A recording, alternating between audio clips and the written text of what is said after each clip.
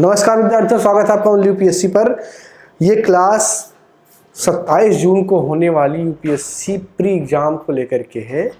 अब हम कोशिश करेंगे कि करंट में जो महत्वपूर्ण टॉपिक हैं उनको कवर किया जाए, जिससे सीधे सवाल आएगा।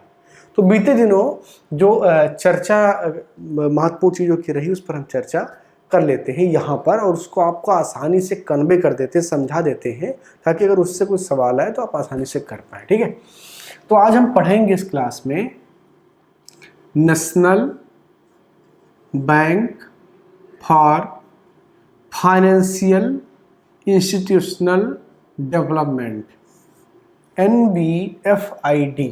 ठीक है, क्या है, कैसे है, क्यों है, किस लिए चर्चा हो रही है, सब बताऊंगा। और अभी आपको ये लग जाएगा कि महत्वपूर्ण है, इससे सवाल आ सकते हैं। पिछले कुछ दिनों में जो बजट सत्र आपका चल रहा है संसद का, आप जानते होंगे कि संसद का बजट सत्र चल रहा है। उस बजट सत्र में एक बिल पेश किया गया जिसका नाम था national bank for initial development. ठीक ना, तो national bank for financial initial development. ये बिल राज्यसभा से पास हो गया है। वर्तमान में जब कोई बिल राज्यसभा से भी पास हो जाता है तो ये मान लिया जाता है कि वो लगभग पास हो गया है, बस औपचारिकताएं शेष हैं, क्योंकि राष्ट्रपति तो लोकसभा में जिसका बहुमत होता है उनके ही पक्ष में काम करता है, तो राष्ट्रपति का सिग्नेचर होगा ही होगा। तो ये बिल पास हो गया है। अब ये है क्या, इसको समझते हैं। जो बजट था आपका 2021 का, उस बजट में इस बात की घोषणा की गई थी। तो सबसे पहले तो ये आप लिख लेंगे कि बजट में इसकी घोषणा की गई थी। देखिए, यूपीएससी सवाल पूछती है तो स्टेटमेंट देती है, और जो माइन्यूट डिफरेंस होते हैं वो यूपीएससी पकड़ती है, और कई बार आप वहीं पर चूक जाते हैं। बहुत सारे काम सरकार ऐसे करती है जो बजट में नहीं होते हैं, जिनकी चर्चा बजट में नहीं की जाती है, लेकिन बहुत सारे काम सरकार ऐसे भी करती है जिनकी चर्चा बजट में होती है। तो यूपीएससी जब कोई सवाल पूछती है तो कई बार एक स्टेटमेंट डाल देती है कि फला बजट में इसकी चर्चा थी या नहीं थी। तो पहला पॉइंट तो यही है कि इसकी चर्चा 2021 के बजट में थी। अब ये है क्या, ये फाइनेंस का काम करेगा। किसका? फाइनेंस का काम करेगा। कैसा फाइनेंस? जो मूलभूत संरचना की चीजें हैं, जैसे इंडिया के डेवलपमेंट में कहा जाता है कि सबसे जरूरी चीज है कि इंफ्रास्ट्रक्चर मजबूत हो और संरचना मजबूत हो। उसके बिना किसी विकासशील देश को विकसित बनने के लिए आप अग्रसर नहीं कर सकते जब तक उसका इंफ्रास्ट्रक्चर मजबूत ना हो। इंफ्रास्ट्रक्चर का मतलब क्या होता है? सड़कें, बंदरगाह, आवागमन की जितनी भी सुविधाएं हैं। इसके अलावा वह सरकारी मशीनरी जिसकी ज़रूरत होती है उसको मजबूत करने के लिए वो भी अच्छी होनी चाहिए। उसके बाद में जो नेटवर्किंग सिस्टम है, ऑनलाइन सिस्टम है, वह भी अपग्रेडेड होना चाहिए। इन सबसे क्या होता है कि डेवलपमेंट तेज़ी से होता है। तो इंफ्रास्ट्रक्चर को मजबूत करने के लिए फाइनेंस की सुविधा उपलब्ध हो आसानी से, इसलिए एक प्रकार का वित्तीय इंस्टीट्यूशन स्थापित करने का एक बिल है। ठीक ना। अब ये जो वित्तीय इंस्टीट्यूशन होगा ये अर्ध बैंक के तरीके से काम करेगा, हाफ बैंक के तरीके से काम करेगा। हाफ बैंक का मतलब क्या होता है? ये आम लोगों से जमा स्वीकार नहीं करेगा। ये आम लोगों से जमा स्वीकार नहीं करेगा। मतलब जैसे आप जो नॉर्मल बैंक होते हैं, जैसे आपका SBI है, इलाहाबाद है, पंजाब नेशनल बैंक है, HDFC है, ये सारे बैंक क्या हैं? ये आप जाते हैं तो आपका डिपॉजिट भी एक्सेप्ट करते हैं, उस पर आपको कुछ ब्याज देते हैं, और जब आप लोन लेने के लिए जाते हैं तो वो भी वो देते हैं। इनका काम सिर्फ लोन देना है। अब आप सोचेंगे कि अगर इनका काम सिर्फ लोन देना है तो इनके पास पैसे कहाँ से आएंगे? तो इनके जो आय के स्रोत होंगे वो लोन से जो प्रॉफिट इनको होगा, जो ब्याज मिलेगा, एक तो वो होगा। दूसरा, ये कमोडिटीज बेचेंगे, जैसे बॉन्ड और डिबेंचर, यानी कि ऋण पत्र और बॉन्ड ये जारी करेंगे और उससे पैसा इकट्ठा करेंगे। इसके अलावा RBI इनकी हेल्प करेगी, यानी कि RBI इन्हें पैसा देगी, या इनडायरेक्टली यूं कहें कि भारत सरकार इसकी इनकी जो है मदद करेगी और फाइनेंसिंग में व्यवस्था देगी। वर्तमान में घोषणा किया गया है कि 5,000 करोड़ रुपए भारत सरकार इसमें निवेश करेगी। कितना? 5,000 करोड़ रुपए भारत सरकार इसमें निवेश करेगी। तो ये अभी वर्तमान तक की बात है। तो इनका फाइनेंस कहाँ से आएगा, यानी कि इनको पैसा कहाँ से मिलेगा? इनको पैसा मिलेगा, एक तो जो ये ब्याज से पैसा कमाएंगे, उसके बाद में डिवेंचर और बॉन्ड जारी करेंगे, उससे पैसा इनको मिलेगा, और आरबीआई इन्हें मदद करेगी, या यूं कहें कि सेंट्रल गवर्नमेंट इनकी मदद करेगी।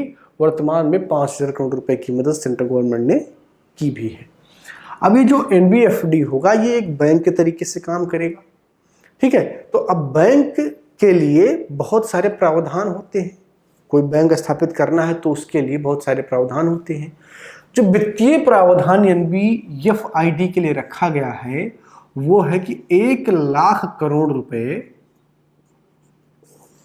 परिसंपत्ति जब होगी उसके बाद ही कोई एनबीएफआईडी के तरीके से काम कर सकता है, ठीक है ना।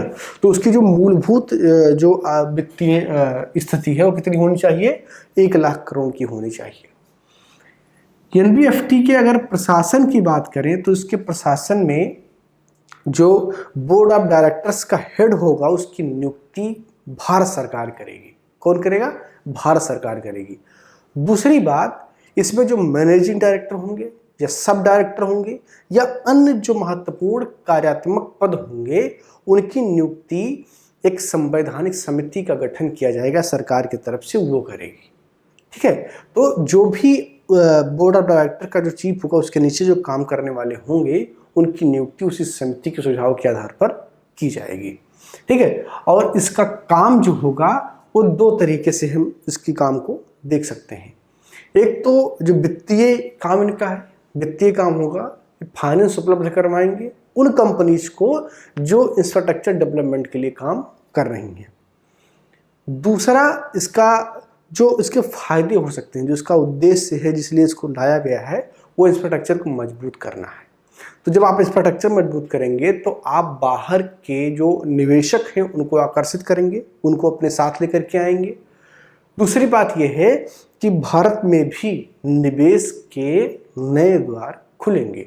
तो इंफ्रास्ट्रक्चर में जो कंपनियां आ रही हैं उनको आकर्षित करने के लिए एक तरीके से इसको लाया गया है। और कहीं ना कहीं ये एक प्राइवेटाइजेशन की ओर एक कदम और बढ़ता हुआ नजर आ रहा है। तो ये है पूरा एनबीएफआईडी जिसकी चर्चा करना जरूरी था क्योंकि ये बजट में था और इससे हो सकता है कि यूपीएससी कोई सवाल बना दे और आपसे पूछ ले। तो इस बस बहुत नॉर्मल सी बात है, आपको इसमें याद रखना है कि इसमें ये जमा स्वीकार नहीं करेगा, यानी कि अर्थ बैंक के तरीके से काम करेगा। इसका फाइनेंसिंग कैसे होगा ये भी आपने देख लिया कि ये बॉन्ड जारी कर सकते हैं, डिबेंचर जारी कर सकते हैं, आरबीआई इनको पैसा देगी, केंद्र सरकार ने इनको ऑलरेडी मदद दे रखा है।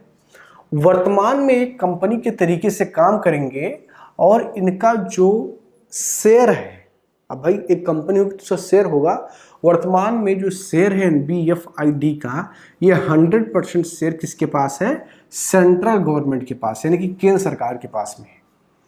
लेकिन इस बिल में प्रावधान किया गया है कि इस सीमा को 26% तक घटाया जा सकता है, यानी कि इसकी जो शेयर है उसको 74% तक बेचा जा सकता है। यानी कि सरकार ने कहीं ना कहीं एक रास्ता खुला रखा है अपने लिए इस बिल में कि जब वो चाहे तो इसको प्राइवेटाइज कर दे। प्राइवेटाइजेशन का मतलब ये होता है कि जब 50% से अधिक शेयर किसी निजी व्यक्ति के हाथ में चले जाएं तो वो संस्था प्राइवेटाइज हो जाती है। तो वर्तमान में प्राइवेटाइज नहीं है, 100% सरकारी संस्था होगी, सारे शेयर केंद्र के पास होंगे। लेकिन इस बिल में कहा गया है कि जो शेयर है ये घट करके 26% तक आ सकता है, ठीक है ना। तो यानी कि यहाँ पर भी प्राइवेटाइजेशन के रास्ते खुले हुए हैं। तो इस तरीके से ये महत्वपूर्ण है। बजट में भी इसकी घोषणा की गई थी, इसलिए इसको लाया गया। इस बिल को इंफ्रास्ट्रक्चर को मजबूत करने के लिए है। यहाँ पर एक दो चीज मैं और ऐड कर दूं कि ये एशियन डेवलपमेंट बैंक और वर्ल्ड बैंक से भी डिपॉजिट एक्सेप्ट कर सकते हैं। अगर वो मदद करते हैं क्योंकि एशियन डेवलपमेंट बैंक और वर्ल्ड बैंक ये दो बैंक हैं जो बहुत सारे देशों में या इंडिया में भी बहुत सारे अलग अलग सेक्टर में निवेश करते रहते हैं, खासकर इंफ्रास्ट्रक्चर में। इंफ्रास्ट्रक्चर में निवेश का बहुत सारा फायदा होता है, इसलिए ये बैंक लगातार उसमें निवेश करते रहते हैं, तो इनसे भी ये निवेश स्वीकार कर सकते हैं, ऐसा भी बिल में प्रावधान किया गया है। ठीक है, तो मुझे लगता है कि इससे बाहर NBFID से आपसे इस बार UPSC नहीं पूछने वाली है। हालांकि ये इंफॉर्मेशन थे, इसको आप और कई चीज़ों से कनेक्ट करके देख सकते हैं, और जब आप मेंस लिखने जाएंगे तो थोड़ा सा आपको अपना पर्सपेक्टिव बड़ा करना होगा। ये सिर्फ प्री के पॉइंट ऑफ व्यू से मैं आपको समझा रहा था। चलिए, इस क्लास में इतना ही। अगले क्लास में बात करेंगे किसी और महत्वपूर्ण टॉपिक की जो 27 जून को होने वाली प्रारंभिक परीक्षा के लिए महत्वपूर्ण होंगे। धन्यवाद। मैं मानस मिश्रा, द न्यूज ओशन का मैनेजिंग डायरेक्टर, आपके लिए एक ऐसी पत्रिका पहली बार आई है जो सिर्फ सच दिखाएगी। कृषि कानूनों पर मचा है घमासान, हो रही हैं मनगढ़ंत बातें। मैं अंकित मिश्रा, पढ़िए मेरा आर्टिकल इस मैगजीन में फैक्ट के साथ। UPSC के एस्पायरेंट समझे हर मुद्दों को गहराई में जाकर के। इस नए लेख में आपको मिलेगा नए संसद भवन के निर्माण से संबंधित सारी जानकारी।